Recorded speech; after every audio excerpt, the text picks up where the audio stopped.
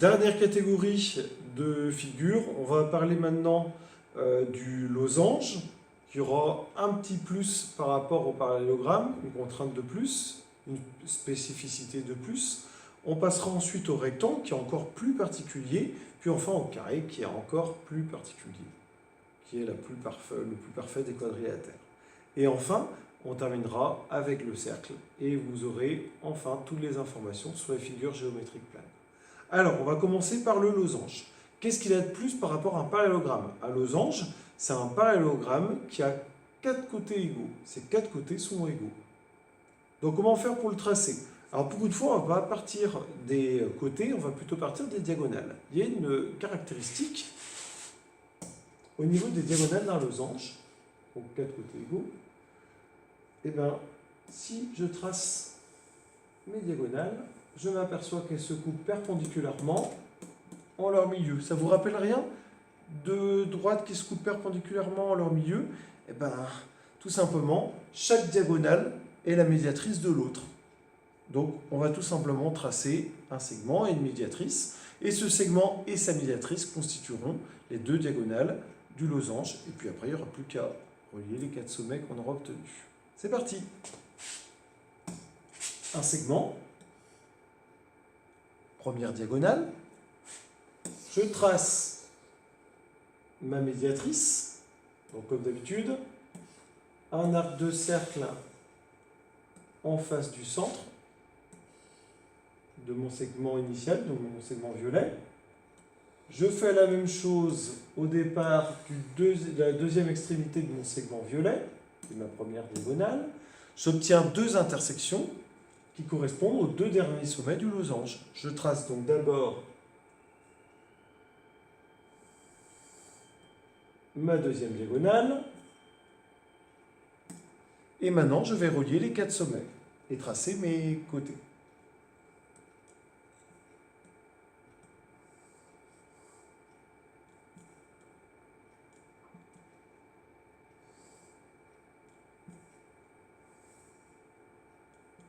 Voilà. On n'oublie pas les côtes. Alors, on a pas mal de choses à mettre cette fois-ci. Un angle droit, qu'elle se coupe chacune de ces diagonales perpendiculairement en leur milieu, que les 4 côtés de mon losange sont égaux, que les angles opposés sont égaux, et enfin les sommets. Ça fait un peu tatouage dessus, mais voilà, on veut être le plus complet possible. Et voilà, vous obtenez votre losange, qui est un parallélogramme particulier, comme je vous l'ai déjà dit tout à l'heure. Donc on termine avec des choses plus classiques, rectangle. Donc qu'est-ce qu'il a de plus le rectangle? Le rectangle, il a tout simplement des angles droits. 4 angles droits. Donc je peux tracer... Il y a plein de façons de faire. Avec mon équerre, mon premier angle,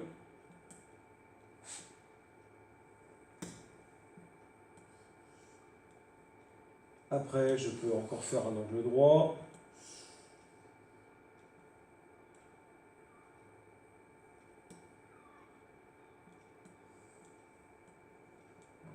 merci le deck, voilà. Et enfin, soit je reporte la même longueur, soit je fais mon 3e angle droit, et ça suffira.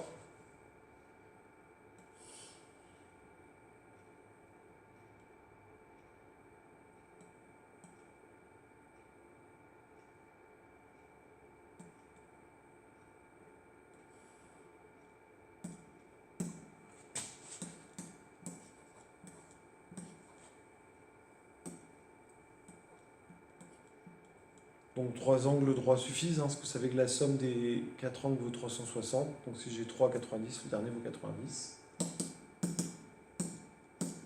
Les côtés opposés sont parallèles et égaux. Les diagonales se coupent en leur milieu, mais elles ne se coupent pas perpendiculairement en leur milieu. Ça sera le privilège du carré avec lequel je termine.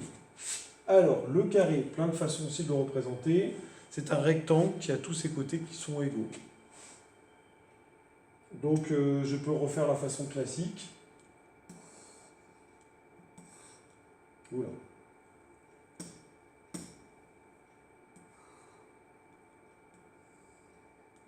Par contre, ici, je vais faire attention à bien avoir la même mesure pour mes deux côtés. Non, c'est pas ce qu'il fallait faire. Alors, si on va la retirer, c'est pas grave. On va juste la remettre pour que je puisse prolonger. Voilà.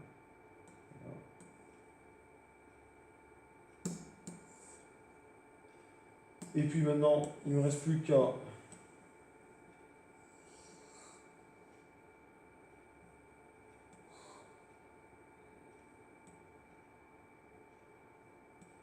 faire mon deuxième angle droit, s'il veut bien. Reporter la même distance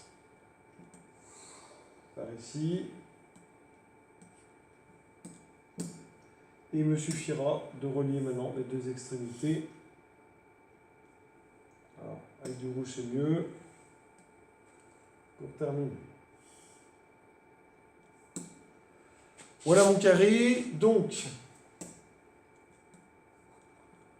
angle droit, comme j'ai dit tout à l'heure, 3 suffisent, parce que la somme des 3 angles vaut 360. J'en ai déjà 3 à 90, donc le dernier fera aussi 90. Indiquer que tous mes côtés sont égaux. Tracer les diagonales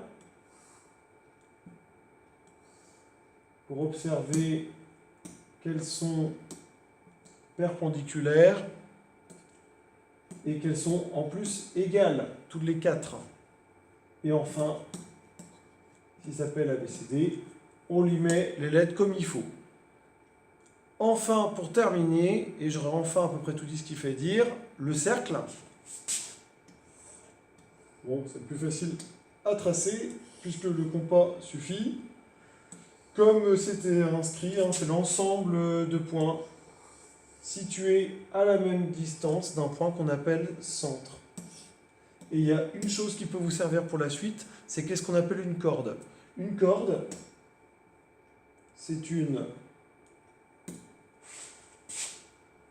un segment plutôt qui relie deux points de ce cercle. Voilà ce qu'est une corde.